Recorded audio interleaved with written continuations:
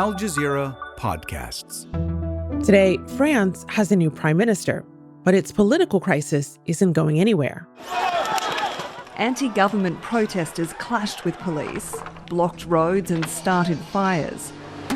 Others were met with water cannons and tear gas. Much of their fury is a reaction to the deepening inequality in France. As Paris deals with debt and discontent, can the country change course?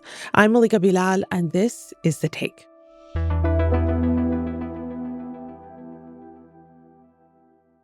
Before we continue with today's show, if you're watching us on YouTube or Spotify, please leave us a comment. Tell us what you think about this episode and what stories you want us to do next.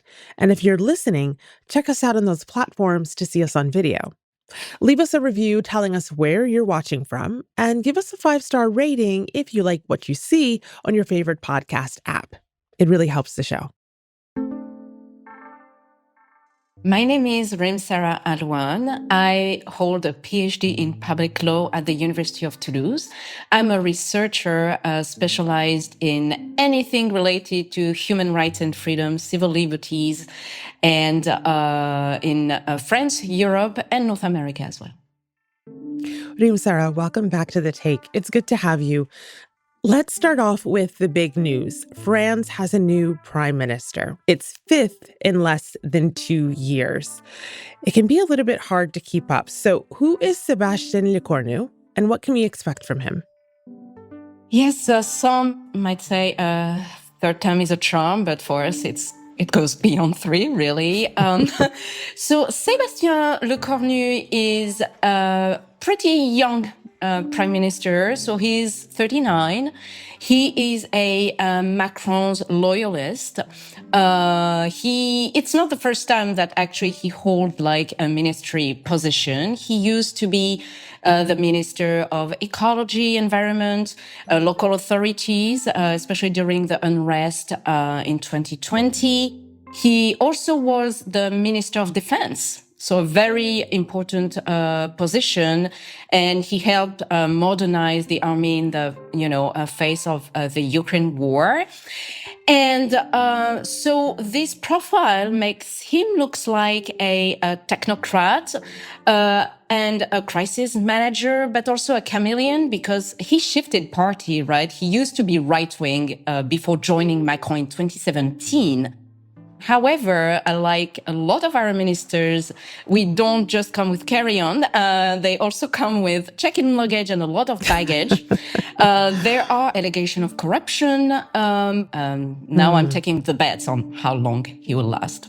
Interesting you say that. I noticed you posted on social media about the political unfoldings this way. France doesn't do political stability. We do limited series, taking bets on how many episodes this new prime minister and government get before cancellation. Explain for those outside of France what that means.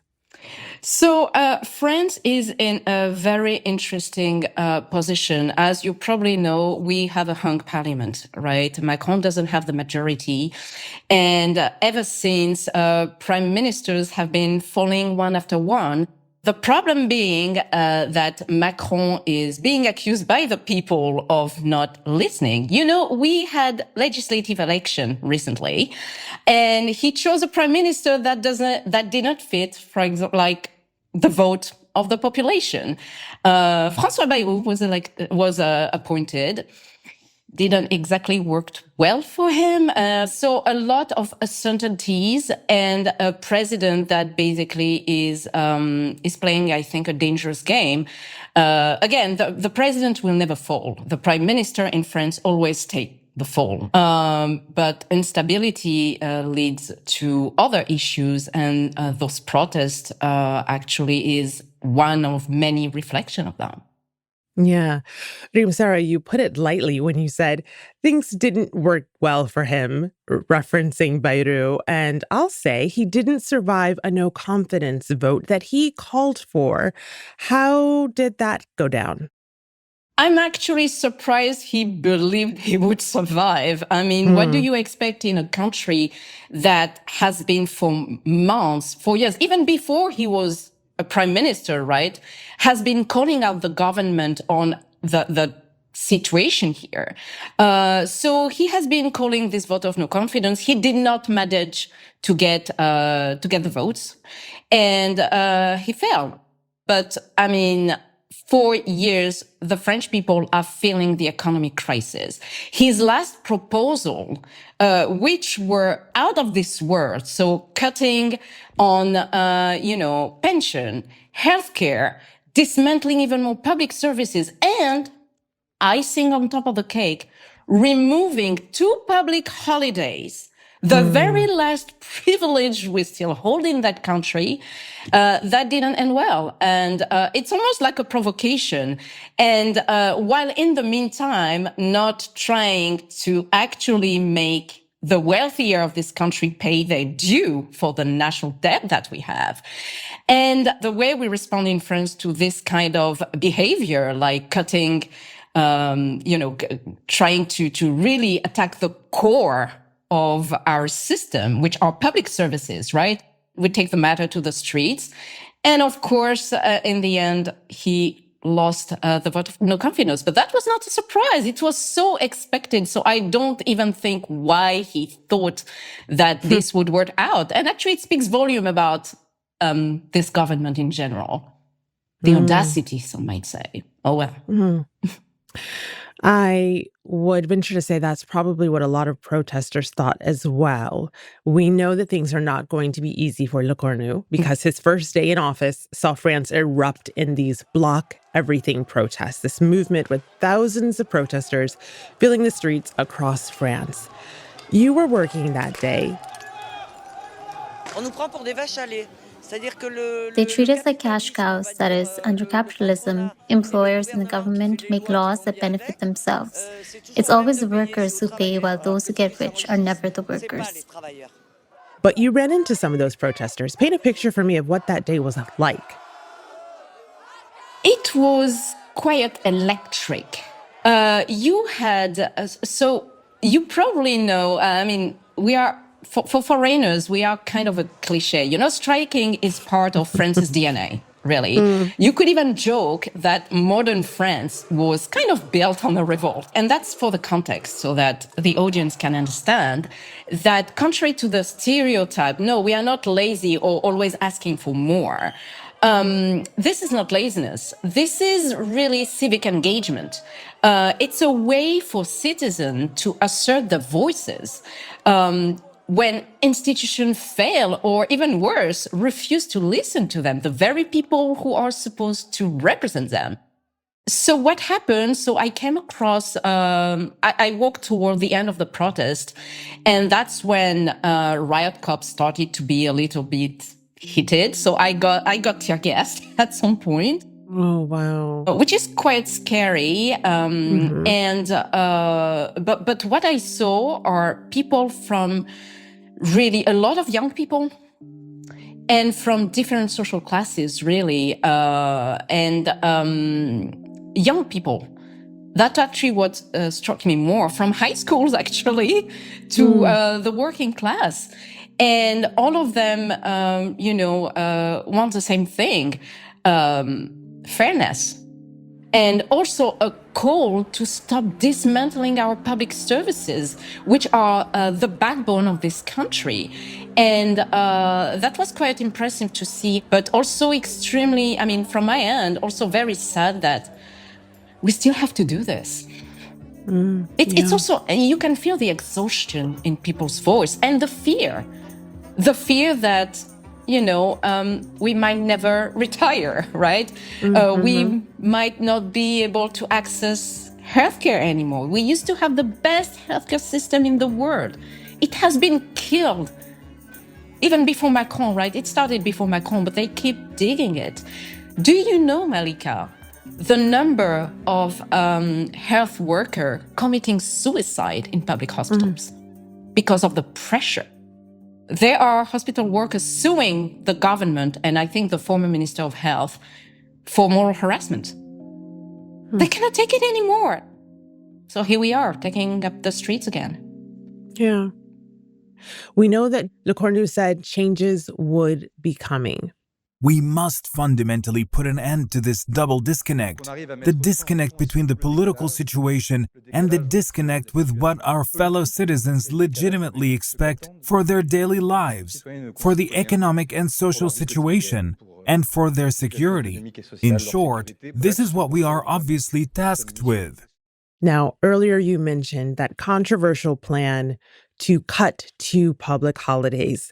He announced that he would scrap that, and that's being seen as an effort to distance himself from his predecessor's deficit reduction plan. But unions are still calling for a general strike, and that's supposed to come on Thursday, and it's expected to disrupt transport, schools, hospitals, those hospitals that you mentioned. What are their demands? What are they calling for? Same thing all over again. Stop making people pay more than the wealthier of this country who are not sharing that due. Again, contrary to the popular belief, I don't think French people mind paying taxes, as long as we see where the money is going. The problem here is, first of all, inflation is not helping the economics at all, okay? For everyone, and not just in France. I think it's across the world. But on top of that, salaries are not following either. People cannot meet end. I have seen students at university queuing in food banks. Food is a luxury today. So Lecornu better keep his promise, or if he says something, he better hold up to it, because people will remember. So yes, there is another huge strike on the 18th, so this Thursday. This time, the difference is that it's organized by unions, which was not the case with Bloquons-Tout movement, which was really coming from social media. So that was actually quite interesting. So this time is union. So Lecornu has also a choice to negotiate with unions, and the demands are still the same. We'll have more with Zehra after the break. Zehra, because we know that the political crisis is one thing. We've touched on some parts of that, but this financial instability is another. Yeah. The national debt has grown to a point where last month there was even talk of an IMF bailout. Yeah. And just last Friday, credit rating agency Fitch downgraded France's sovereign credit score to the country's lowest level on record. Is there a way out of this economic crisis for people, for France, that doesn't hurt everyday people? So I think there is no magic bullet. But clearly it requires, in my opinion, a mix, a combination of fiscal fairness, which we are having a hard time with, growth-oriented policies, and also political compromise. And first and foremost, I think that the burden on ordinary citizens has to be balanced. So instead, for example, I think of cutting pensions, for instance, or public services, dismantling them, or public holidays, even though Sebastien Lecornu announced that it won't be on the table until when, I don't know. France, like I said, could close tax loopholes and ensure that the ultra-wealthy pay their fair share. And proposals like the Zuckman tax on fortunes over 100 million could raise apparently between 15 and 25 billion annually without hitting the middle class. This is one thing. I think that something like, I don't know, targeting investments in infrastructure, in, it's a bad word, education. Yes. Or why not green transition, but the real one, not the greenwashing kind of transition, can also stimulate economic growth. Why not? And third, last but not least, political stability might help a little bit. I mean, look, a hung parliament like we are having, like we keep having, there is no clear majority here. And blocked budget, because that's the point when you have a hung parliament, is that it's very difficult to pass a budget. which kind of is the core of, the problem as well, mean that any solution found will fail. It will fail. It's mathematics, okay? And cannot be implemented. So clearly, I think that cross-party compromises and inclusive policymaking involving multiple actors, not just politicians, but unions, which play a crucial role in France. Local authorities who also hold a lot of the burden here on the local level because they are in direct contact with the population. And civil society might be key. But again, it's all about, I think, legitimacy and trust, if you ask me. We know that Macron, President Emmanuel Macron, lost his parliamentary majority in 2022, which left France with a hung parliament.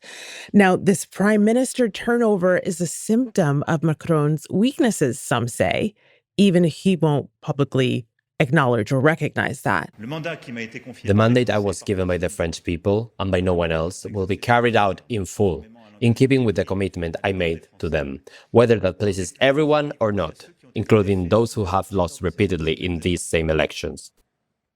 So where does that leave Macron? And does he still have any cards to play?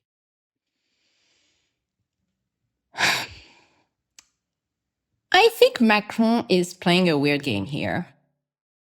I believe that for Macron, this political crisis is somehow both a shield and a trap.